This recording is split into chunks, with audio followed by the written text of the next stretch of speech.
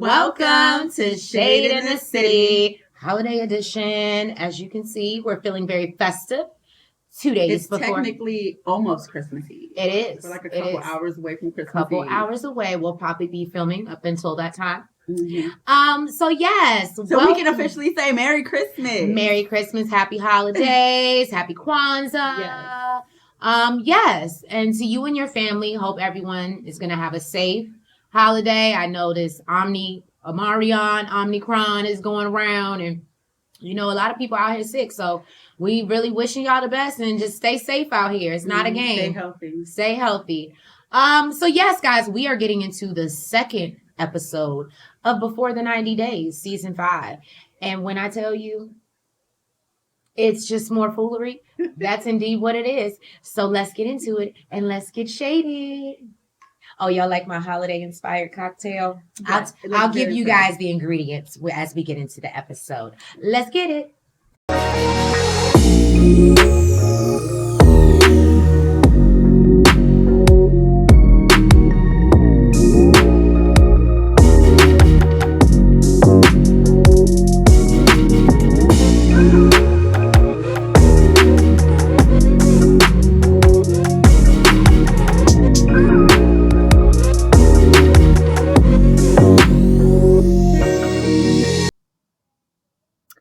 So opening scene, we see basically Gino on his way to Panama to meet the love of his life, Miss Jasmine.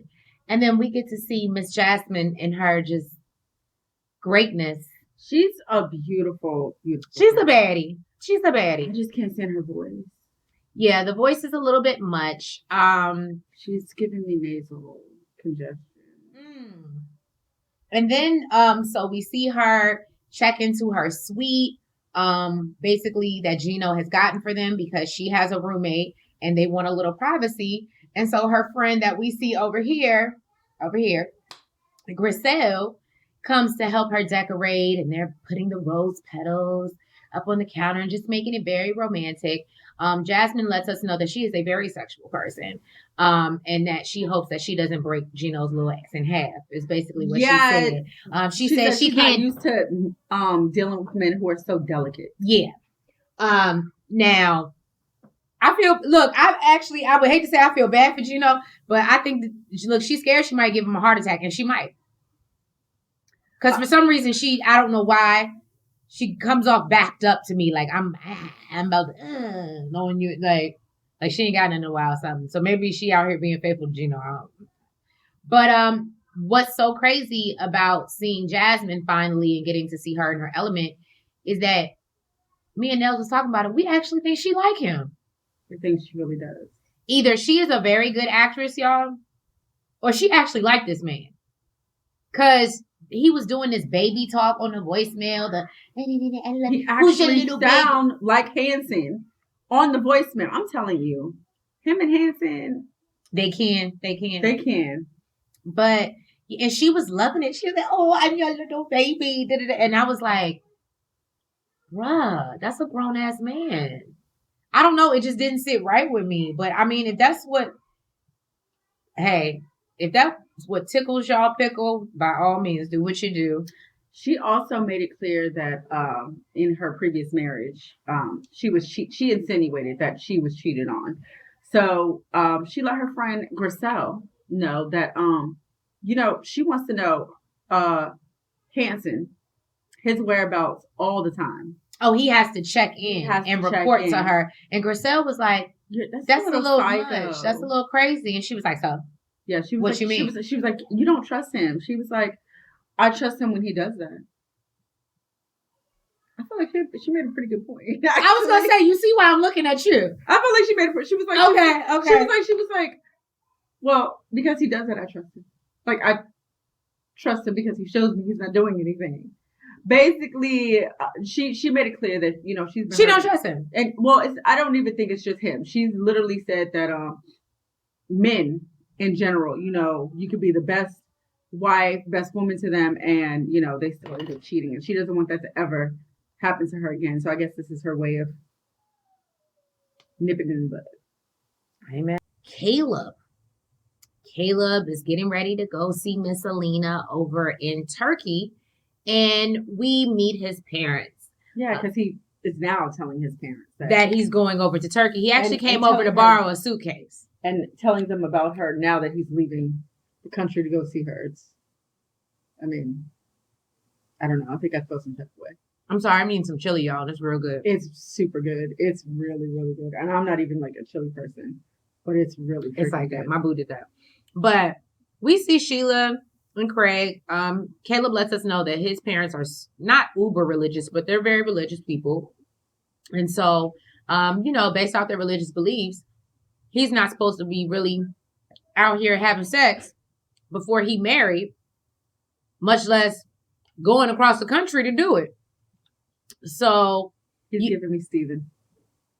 Oh, yes. Yes. From the last season of 90 Day Fiance. And he had an Alina, I think. Wasn't that her name?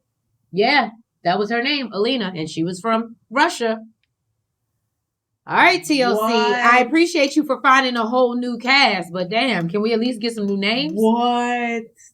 So her now name is Alina. It is. So yeah, no.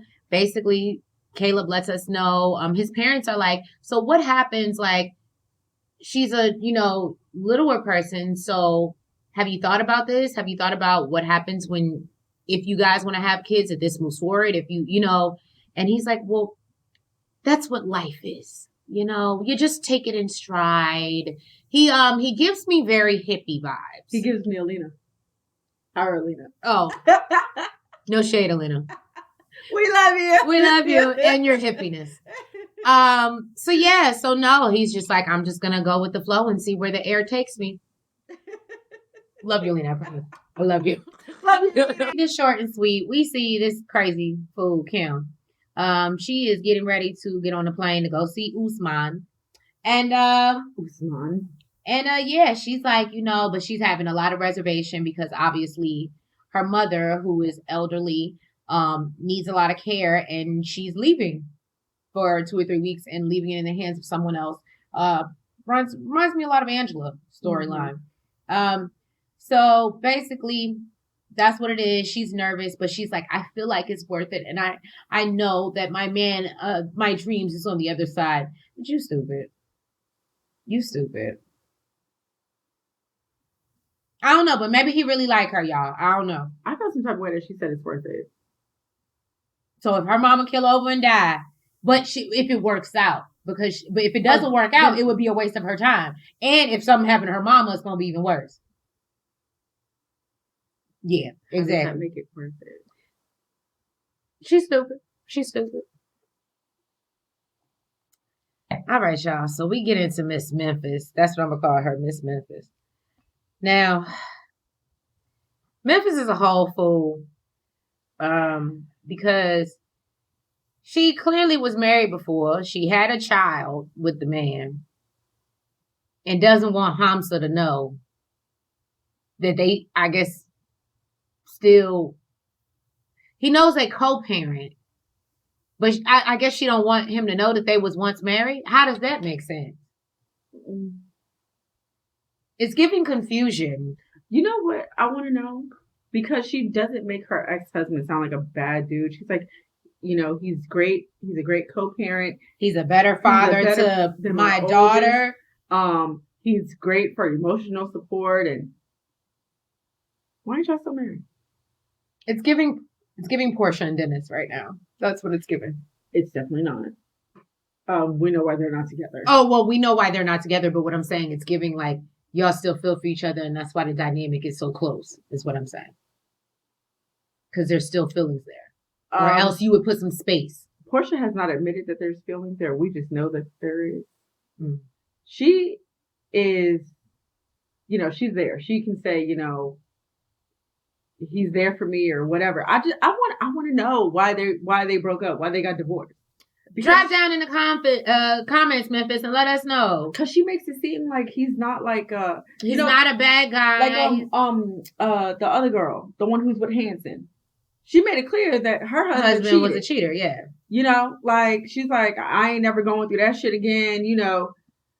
This, from what I'm gathering, he sounds like a pretty okay dude. So I would like to know. I would like to know where it went left. Why are y'all not together anymore? And why are you going to another country? We're going to be another dude. So then we also see her, we get introduced to Ingrid, who is her foster sister. I was telling Nels, she made a point to say this was one of my favorite homes.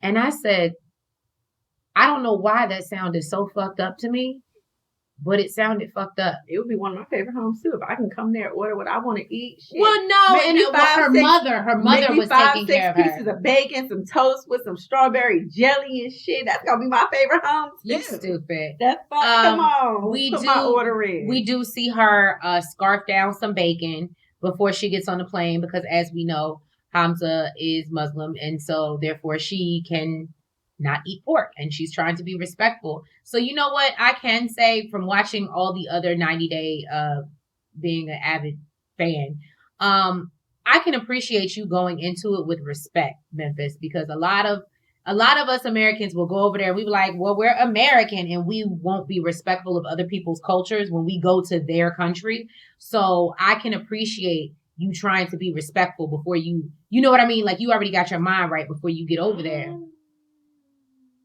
gonna respectfully disagree.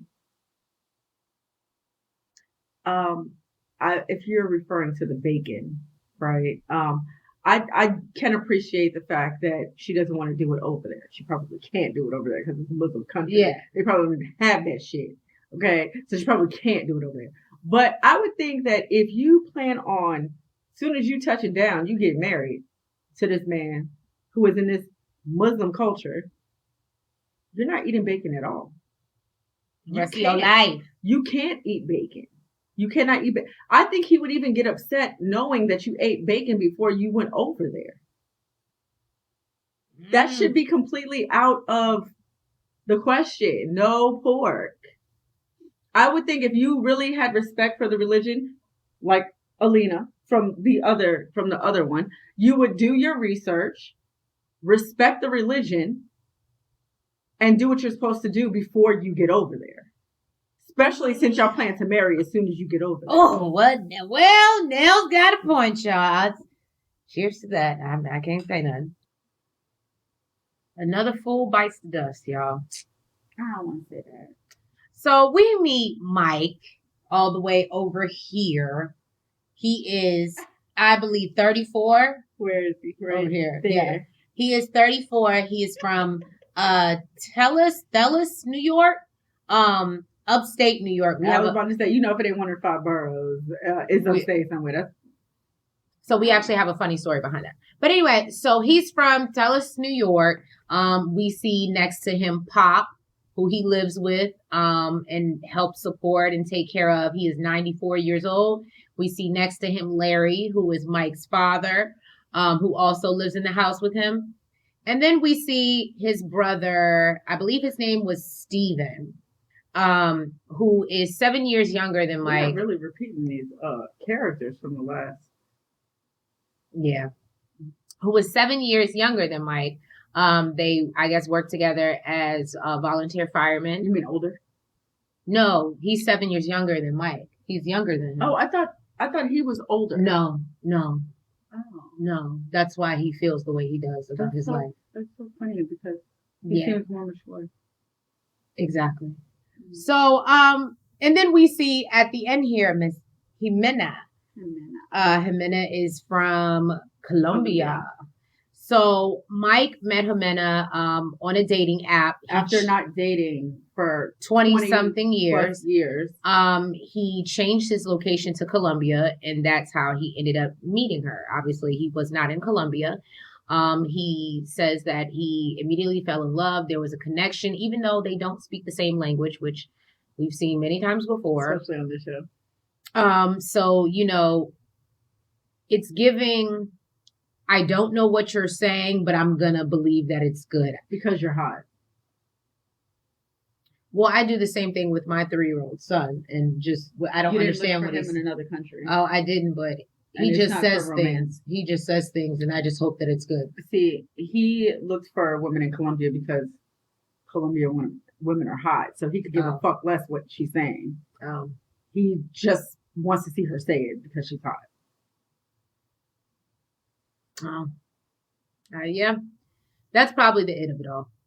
So, your boy Mike is, ready to go. He's talking about they are thinking about having kids. He wants to get married. He tells his brother Steven he's already went and looked at a ring. No, he got the ring. Oh, got the ring. He got the ring. It's a small ring, and he's like, "When did you do this? Marriage is a major deal." And he's like, "I was with my girl for 10 years before I even thought about asking her." And I said, and me and Nels always have this running joke about men from up north, especially New York or Jersey area. And I hate to say it, I thought it was just my brothers that felt like this. But your boy Steven has now this is like an up north mentality. And have I not always been correct? Yes. No, she was right about this one. This is an up north mentality. Y'all are just not looking to settle down until it's like 10 years. Then you think about it. Usually around 10 years is like... like, what? Okay, now we can do it. Now I've been with you for 10 years. Mm-hmm. We know each other. Jesus Christ. And some of them still want to do it because they're like, okay, it'll mess it up. But usually it's around 10 years that they're like... Okay. They'll start to think about it. Okay. So basically, if you want to get married in 2-3 weeks, you got to go down south, dude. You got to go down south. Where they court fast. They court you fast. I'm here for Mike. I actually feel for him. Me and Nels were talking about that as a sidebar. That it really sucks that we see people like this who haven't had a dating life or been exposed, and he does give off kind of like nerdy vibes, and he looks like to me like I can't, normally I'll tell you what character, but I don't have a character, but he looks like he belongs on Lord of the Rings. She's terrible. He looks like he could be a character from Lord of the Rings. Nonetheless, I still feel sorry for him if he is being used because I don't like to see people getting taken advantage of, and for him to not date for 20 years and, stumble upon this woman, the love of his life. I hope she's not just using him. I hope she's not using him either, but he also gives me, unfortunately, he's, I think, too emotionally immature to be in this situation that he's in. And it's a little desperation. Yeah, so we are here back to Caleb and Alina and Elijah. They are getting ready to head out, go on a trip. We see Caleb packing his tarot cards, protein, and condoms. He sounds like he's ready for a good time. I never thought about that. You pack your protein, make sure you got that stamina. You pack the condoms, and then you pack the tarot cards so you can get up at your reading. I told you, after this scene, he's giving me creep vibes. Creeper, jeepers, creepers. Where'd you get those peepers? Okay. But yes, so Caleb, that was a little weird, a little nasty. Alina's like, oh, I can't wait. I can't wait to see him. Elijah's helping her pick out her clothes. He's like, you a bad bitch. Like, it don't matter what you wear, but this, girl. Like, it was really cute. And we'll see what happens. It was a really short, quick scene, but they're basically on their way to each other to meet up in Turkey, and we shall see. All right, y'all. So we back to Jasmine and Gino, and they finally meet. I'm disgusted. And Nels is really bothered by the fact that she looks like she actually likes him and is. No, I am confident in saying that she really likes him. She looked like she was ready to fuck him in the airport. She was DTF. She was biting her lip and everything while they was hugging. Like, she was like, let's just go home. And I was like, to him? Hanson? And y'all see why I put him right next to it, because he got his hand out. It's just giving Hanson right now. I don't know how she do it, but she is really... She was super excited. Either she took off her mask first to kiss him. Like, either she is an actress and is on this show to try to get some work, or she really liked this man. I think she really likes him because she really liked this man. Like, I don't think this is a scam. I do think that she might like nice things and, whatever. okay, I could see if she was acting, but she's like initiating. Yeah, like even I caught when they got inside the Uber or the car to go back to the hotel. I was like, do you see the consideration? I was like, she was like, do you want the window? And Nels was like, oh, that's dope because, yeah, he is in a different country. He may want to see some shit. I said, look, unless it's a birthday or a celebration, I'm taking the window seat. That's just, it is what it is. That was super considerate. Is all I'm saying. And that she really like him. She really like him. But I feel like a hypocrite right now because I feel so bad that the other dude, the one that I believe belongs on Lord of the Rings, yeah, like I don't want him to get played, and I want his girl to actually like him, even though I don't think he's like attractive or anything like that.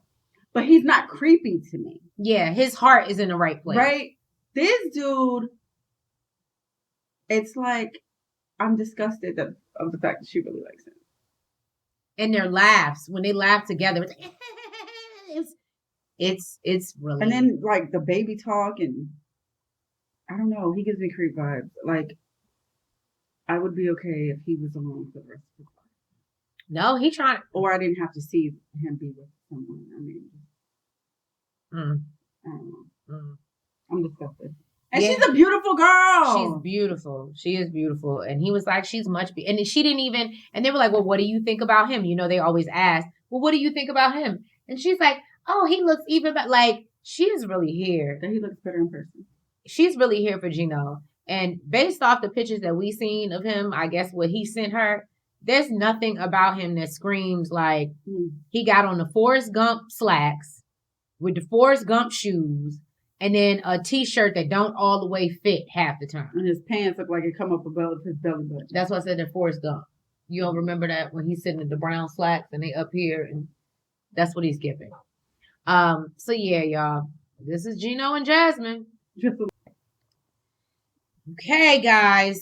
So we are here with Usman from Nigeria, Soulja Boy. He is, as we know, 32. We've seen him on a prior season. He was married to baby girl Lisa, who was 20 years older than him. No, 30 years older. Was she 30 years old? She was in her 60s. If she was late 50s, early 60s. She was pushing 60 if she wasn't already. But yeah, he lets us know that unfortunately that did not work out, which we all knew it wasn't. Because she's a little too controlling. He's more focused on his career right now. And he wants to be the next Jay-Z, Chris Brown, all those people. I wonder why he didn't name Soulja Boy. That's a good point. So that's where we're at with Soulja Boy. We next to him we see his boy. What's his name? Damn it, I forgot his Badmus. Badmus is on his team. He helps him. Obviously, he looks like he's a producer. He helps Usman with his music. And then we also see next to Badmus, we see Slam T. I'm here for these two already. I'm definitely here for Slam T. They just speak realness to Usman, and they're just like, bruh, you just got divorced from an American, older white woman who tried to control you in your career, and right now you should be focused, and I don't think we should be distracted. And why are you bringing her to your video shoot? That don't make no sense. He said it's unnecessary. It's unnecessary. And then above us, they asked about Zara, actually. We learn about Zara. Zara was somebody else that Usman was talking to online, and apparently she could not handle just the female fans and the women and the comments and whatever else. So she fell back. They, obviously parted ways. Apparently, but you could tell he felt some type of way. Like when her name was brought up, like he saw. He said he was really in love with her. Yeah. He did mention that they don't speak anymore, but Usman, I would have thought like this is somebody that you would have like actually, worked for, tried to get back. I mean, she's closer to your age. She's beautiful. She's beautiful as fuck. Ain't got no wrinkles yet. Like, she's like you. She can probably give you children. But yeah, she probably ain't going for no other wives. So he decided that he was gonna go with Kimberly, which we see here on the right. Kimberly. She did say that is how she would be willing to let him have another. She would let him have another side bitch, so he can have kids and stuff. So I mean, I guess, but if he was with Zara, then he wouldn't need that because she would be able to get. Nah, most men want their cake and eat it too. So I think he wants to settle for the old, funny looking lady and have an extra wife. They say two is better than one. I don't know. I agree. I want my cake and eat it. All right, now we see Alina and Caleb. And Maria, I was telling Nels, I did not catch her name the first time. I didn't know what her name was. But we see her friend Maria. She is in Istanbul, but they went to school together. So they're meeting up. She's picking them up, her and Elijah, up from the airport. They get to the hotel, and Alina's not happy. She checks in, and it seems like a beautiful establishment. They didn't show where they were staying, probably for whatever reasons, licensing reasons or whatever. But they, so she pulls up and the guy's like, she's like, do you have an elevator? And he's like, no. Well, first he wanted to know where the room was. Yeah. And he said on the second floor. So she's like, okay, is there an elevator? Unfortunately, no, we don't have an elevator. And the way he said it, I was telling Nels, I used to work in hospitality. So that would have hit, like, for me to have to deliver that to somebody in that situation, like that would have, I don't know, I just would have went above and beyond versus I'm just going to take, like, I wouldn't have picked the girl up, but I would have went above and beyond to make sure that she was comfortable. You know what? I feel like would have even gone a long way. A little bit, because he just seems super harsh. I feel like even if he knew that there was no available rooms on the first floor, even if he just like acted like he was checking, well, let me check and see if we have anything available on the first floor, or we may have something coming available. So even though you're staying here, we can move your room.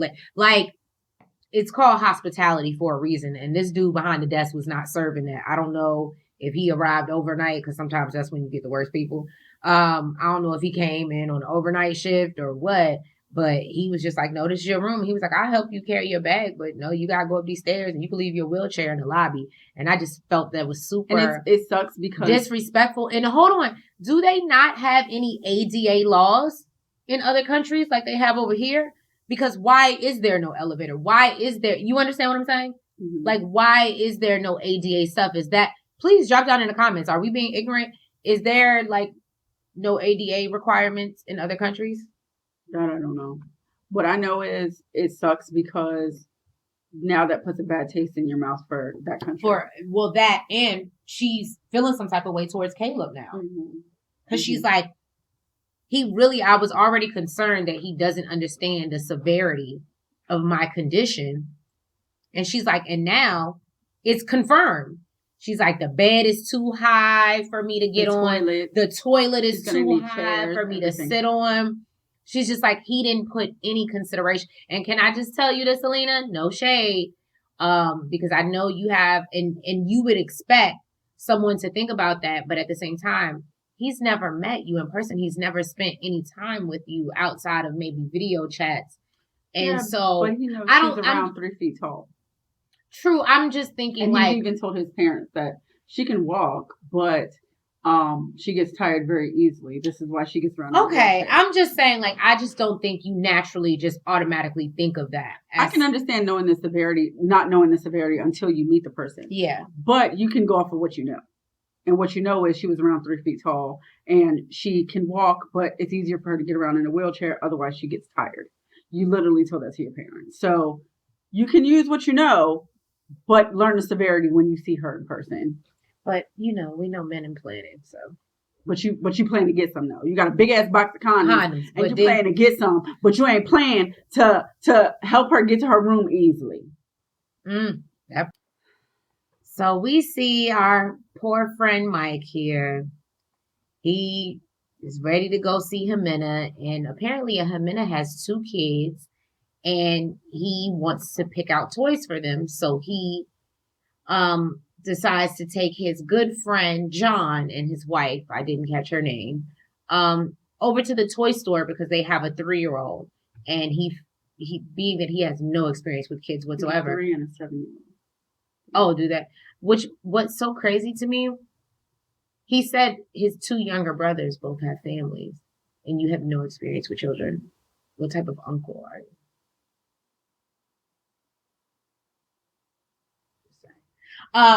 So he asked his friends for assistance, and they basically, as they're shopping, and they're like, "You're not suspicious. You don't think Ximena has a dude here and a dude there, and you're like one of many?" He's like, "Of course not. That's the love of my life. Of course not. I know what I'm doing, and and they just blatantly asked him how much money you spending on her." Yeah, I thought that was, for me, I thought that was a bit rude, maybe because I don't know their closeness, but for his wife to just come out and be like, "So, well, how much are you spending?" Like, and of course he just gave it up. I felt like she asked because she knew he was definitely spending some money. Yeah. She's like, she didn't say, "Well, are you spending money on her?" No, she said, "How much are you spending?" And then he's like, "Oh, I bought her a washer, a dryer." That this is not the first time that this has happened. And they're trying to protect him and shield him. Yeah. He pays her rent. He pays her rent. He bought her a washer and a dryer. And I'm sure there's a lot of other things he's paying for that he's not telling us. So Mike, I'm gonna need you to get it together. You seem like a decent dude. I mean, you might be a little nerdy. The friend said this is beyond red flags. He said it's the nuclear warning. It's the TV warnings coming across your screen. Did he say it's the Coast Guard? Yeah, it's the National Guard coming out. He's like, all the warning signs are there, and you're ignoring them. And they are definitely ignoring them. All right, Miss Memphis. So let me just say, me and Nels had a sidebar while we were watching this particular scene. And we see her on the way to the airport with her sister Ingrid, and she talks about how she's really worried or concerned about the physical attraction between her and Hamza. And girl, you cute. I don't understand. But she lets us know that she has, and I was telling Nels, I said she has self-esteem issues. Mm-hmm. And she admitted that. She said, she was in a prior relationship and the intimacy just wasn't there mentally or physically. So from that, it made her feel insecure as a woman. And I was telling Nels, I was like, that's so sad. And Nels was like, she's a foster child. Of course she has self-esteem issues. Feeling like your parents didn't want you. And now you go through life feeling like men don't want, or you're not enough. I was like, well, damn. I could be wrong, but I feel like anyone who has either been in foster care or adopted, especially adopted, as a young child, you're going to have some type of feeling like your parents didn't want you. Or if you were put in foster care because your parents weren't doing what they were supposed to do, you're going to feel like they didn't fight for me. Yeah. I am I not worthy? Yeah. So, I get it. I understand why she feels the way she feels. But yeah, she is a beautiful girl. What I don't like is this low budget Cruella Ville over here. Oh. This hair is not given. Why would you come on TV like this? She's not the one technically on TV. She was just a friend of the show. She knew she was being filmed. Yes, I'm not feeling. And what's so bad is actually it looks fresh. It does. It looks like she got her hair done for the show, and it turned out like this. Guess what the fuck I would have did? Took that shit right the fuck out. Because I ain't going on TV looking like this. What I can say about her heart is in the right place. Her heart is in. She has a beautiful, beautiful heart. She does. I was telling those. I said. And when they were in the car on the way to the airport, and she's like hyping her sister up and like being that energy. And I was like, that's dope, because even though she thinks she's crazy as shit and she's not supporting it, she's supportive. And I thought that was really dope, because it's like, I don't agree with you, bitch, but you're gonna get on the plane anyway, so let's just be happy about it. I'm kind of disappointed in Memphis though. Why you ain't a good sister? Why you didn't tell her to take that shit out her head? You're awful. Shit, bitch. I don't want to knock the lights down. Why you didn't say we getting recorded? This shit gonna be everywhere. Take that shit out. I don't give a fuck how much you paid for it. Get something else. I just told Tree. She would have. That ain't working. That ain't gonna rock. You either get that shit out or you. And if I would have, she wouldn't have let me film. Out of respect for me. Because she'd be like, no, I'm not gonna let you do that to yourself. She would have made me not film. She'd be like, either you change it or you just don't film. We can find a whole other friend. We can find she would find a random friend. Or sister. She's been in other homes. I would have found another sister. You're an asshole. All right, so we basically see this ending scene. Caleb is in the bathroom trying to clean himself up. He's after a 30-hour flight. Out of a 30-hour flight. He funky. He know he funky. And he's about to meet Alina for the first time. She's waiting at the airport. Elijah lets us know, I wish he would come for my girl. I'm going to have to whoop his ass. Elijah's here. He don't make him put them paws on him. And I believe it. I believe it. I think Elijah really cares for her. Yeah.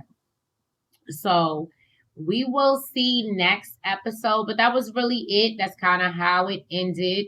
We see a preview for next episode. The preview for next week is just crazy. This is how they keep us coming back, y'all. I'm sorry. This is how they keep us coming back every time. Lord of the Rings looked like he got stood up.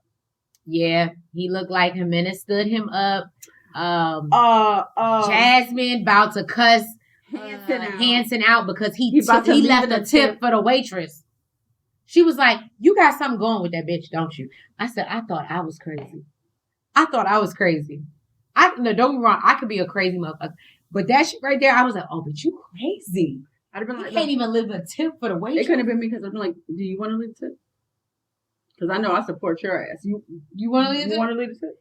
It was nuts. You're more than welcome. You can leave a tip. And then we see Hamza for the first time. So I can't wait for that. And we get to meet his family and learn that Hamza has been lying to us already and done told Memphis that they could share a room when we know good and damn well until they get married. That ain't happening. That ain't happening. The mama saying, So them juicy lips that she's waiting to kiss, good luck on that, boo. Y'all gonna have to get a hotel room or something. Oh, but I think you gotta stay in separate rooms there too. Yeah. Thank you guys for tuning in. We so appreciate you. And yes, just thank you for the support, the likes, the comments, the subscribes. We so appreciate you. And just want to tell you that the holiday season, as we're going into the new year, we got a lot of stuff planned for you coming into 2022 to keep y'all entertained. So we're super excited about it. And one of the things that I wanted you guys to think about during this little break that we're having, because we will not be coming back to you till Sunday, maybe Monday. So you won't get Ready to Love. You won't get Portia. And probably till late. We're enjoying our family just like you're enjoying yours. Exactly. But yeah, so let us know. We're trying to think of a name for our viewers, for our subscribers. What are you, the Shaders? What are we, the... Like, give us... What was the other one that you said? I said the Shady Bunch. Like the Brady Moore, the Shady Bunch. So what do you guys want to be referred to, guys? Like, how do we refer to y'all when we're talking to y'all? So drop down in the comments. We'll think on it. We're thinking on it. But definitely drop down in the comments. Give us some suggestions. But we definitely appreciate all the love. Appreciate you tuning in. And make sure you tune in. Well, I'll say Sunday, Monday. I'll have it for you. Make sure you tune in for episode 3 of season 5 of Before the 90 Days. We love you. Thank you, guys. Make sure you like, comment, subscribe, hit the notification bell, and make sure you follow us on all social media platforms: Twitter, TikTok, Instagram, and Facebook. Love you. Happy holidays. Be safe. Wow. Front, back, side to side. Make sure you go like and subscribe. Front, back, side to side. Make sure you go like and subscribe.